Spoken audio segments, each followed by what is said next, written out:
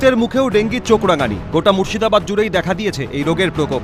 কিন্তু অনেক সময় দেখি অনেক মিডিয়া এই সেন্টারগুলোকে নিয়ে অনেক প্রকারের খবর করে, যেটাতে রাজ্য সরকারের বদনাম হয় বা রাজ্য সরকারের কে দায়ী করা হয় অনেক ক্ষেত্রে। সেই কারণেই কিন্তু আজকে এই সুন্দরভাবে সাজানো যায় যে উদ্যোগটা নেওয়া হয়েছে রাজ্য সরকারের পক্ষ থেকে। এটা সার্বিক প্রত্যেকটা ব্লকের ক্ষেত্রে কিন্তু এই উদ্যোগ নিয়েছে।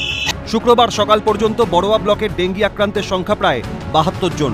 এই পরিস্থিতিতেও চরম অসচেতনতার ছবি ধরা পড়েছিল সিএনএর ক্যামেরায়। খবর সম্প্রচারের এক সপ্তাহের মধ্যেই নড়েচড়ে বসল ব্লক স্বাস্থ্য দফতর। বড়োয়া ব্লকের ৪৪টি স্বাস্থ্য ও উপস্বাস্থ্য কেন্দ্রের কর্মীদের হাতে তুলে দেওয়া হলো প্লাস্টিকের লাল সাদা হলুদ রঙের ডাস্টবিন। দেওয়া হলো সচেতনতার পাঠ। হ্যাঁ, সচেতনতার পাঠ বলতে আমাদের যে কেস বৃদ্ধি পাচ্ছে তার কারণ হচ্ছে আগের বছরের থেকে প্রচুর পরিমাণে বেশি টেস্ট হচ্ছে। টেস্ট বেশি হলেই স্বাভাবিকভাবে আক্রান্ত করা ধরা বেশি পড়ছে।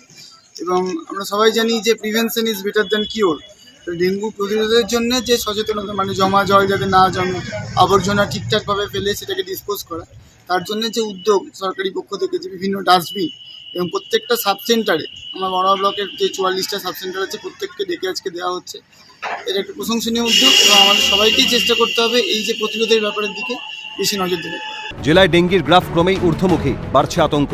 এই পরিস্থিতিতেও বড়োয়া ব্লকের পাঁচথুপি গ্রামে ভেঙে পড়েছে নিকাশি ব্যবস্থা, জমেছে ময়লা আবর্জনা, বালাই নেই পরিষ্কারের, ফলে বাড়ছে মশার উপদ্রব। দিন কয়েক আগেই সেই ছবি দেখিয়েছিল সিএন।